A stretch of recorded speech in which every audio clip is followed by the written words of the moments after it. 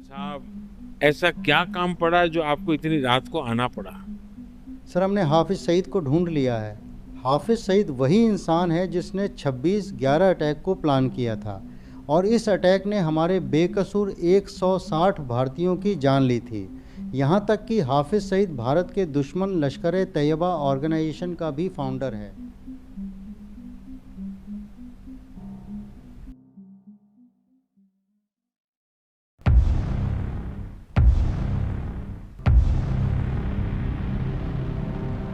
अब यूएन में गुहार लगाने या फिर अमेरिका से पाकिस्तान पे प्रेशर बनाने का समय जा चुका है।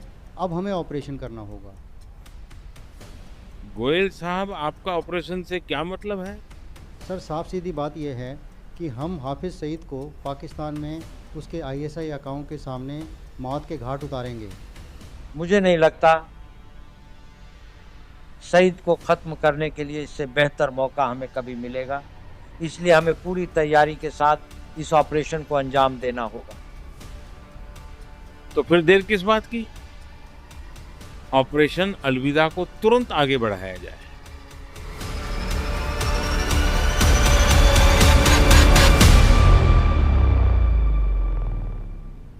At this point of time raw के पास हाफिज सईद की लोकेशन तो थी, लेकिन उस तक पहुंचना इतना आसान नहीं था।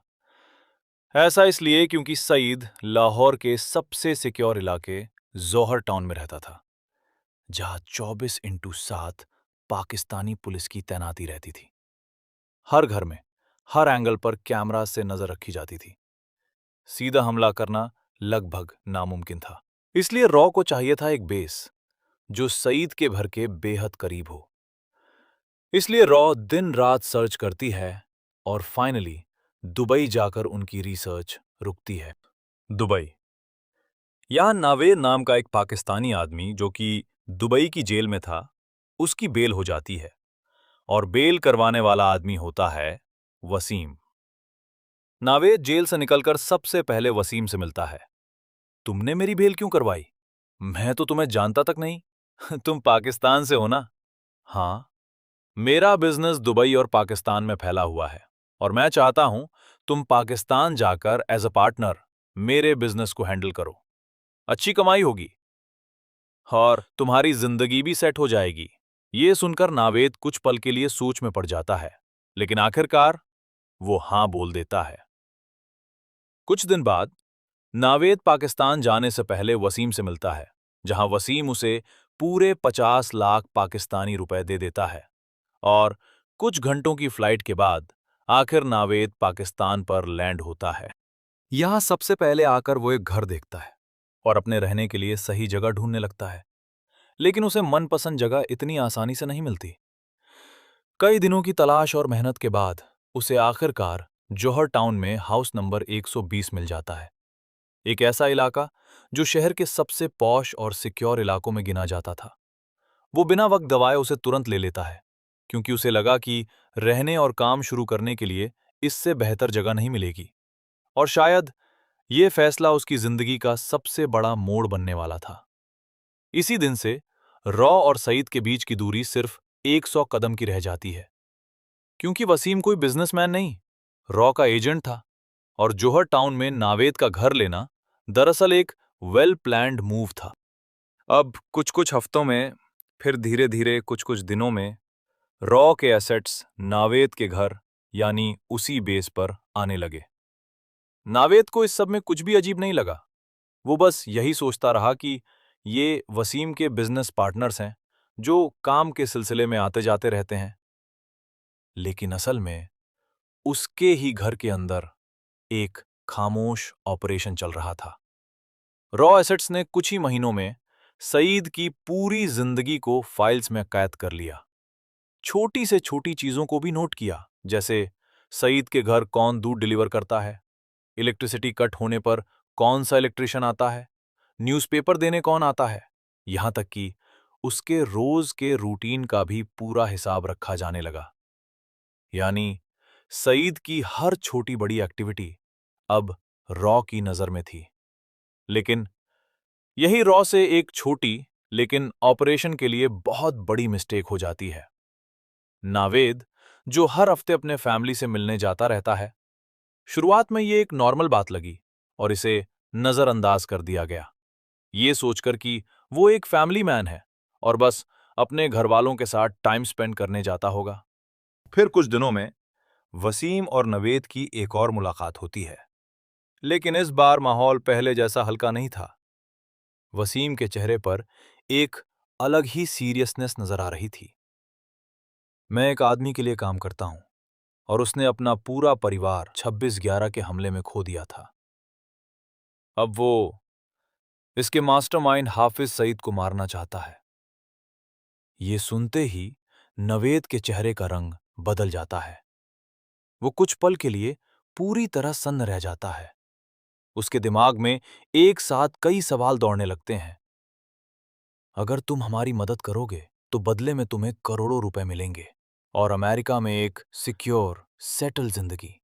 अब नवेद के सामने एक ऐसा ऑफर था जिसे ठुकराना आसान नहीं था। एक तरफ डर, दूसरी तरफ लालच और बीच में गहराता हुआ शक। कुछ पल की खामोशी के बाद आखिरकार नवेद इस डील के लिए हां कर देता है, लेकिन अंदर ही अंदर वो कुछ और ही सोच रहा था। ऑपरेशन अपने आखिरी स्टेज पर था और वसीम अपने परिवार से मिलने दिल्ली आया हुआ था। तभी वसीम अचानक से बीमार पड़ जाता है। रिपोर्ट्स आती हैं कि वो कोरोना पॉजिटिव है। कुछ ही दिनों में उसकी हालत क्रिटिकल हो जाती है और आखिरकार वसीम दुनिया को अलविदा कह देता है।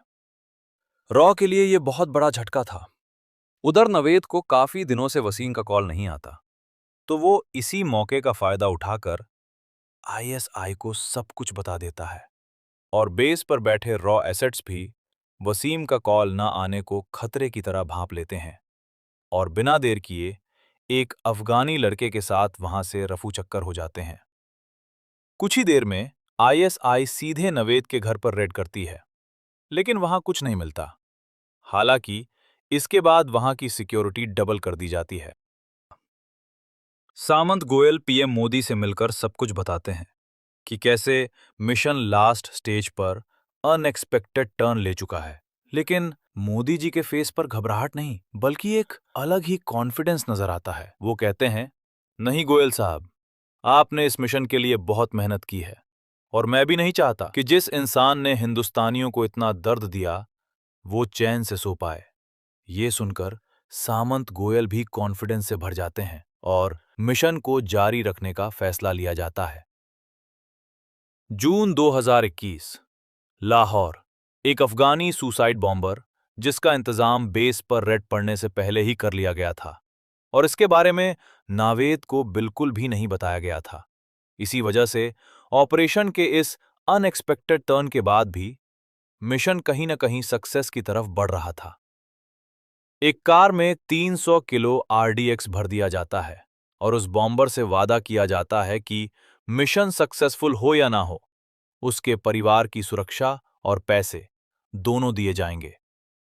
कुछ ही देर में कार, बॉम्बर और आरडीएक्स सड़क पर उतरते हैं और सीधे सईद के घर की तरफ बढ़ते हैं। चेक पॉइंट पर पुलिस रोकने का इशारा करती है, लेकिन बॉम्बर को अब सिर्फ अपना लक्ष्य दिख रहा था। कार तेज रफ्तार में सीधे बैरिकेड से टकराती है और अगले ही पल एक जोरदार ब्लास्ट होता है। सईद के घर के एंट्रेंस के चीथड़े हो जाते हैं।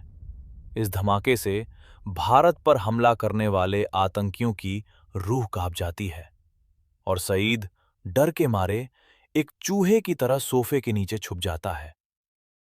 दोस्तों, भले ही सईद बच गया हो और ऑपरेशन अलविदा पूरी तरह कामयाब ना हुआ हो, लेकिन इस हमले से पाकिस्तान में बैठे छोटे से बड़े आतंकवादियों को साफ संदेश मिल गया।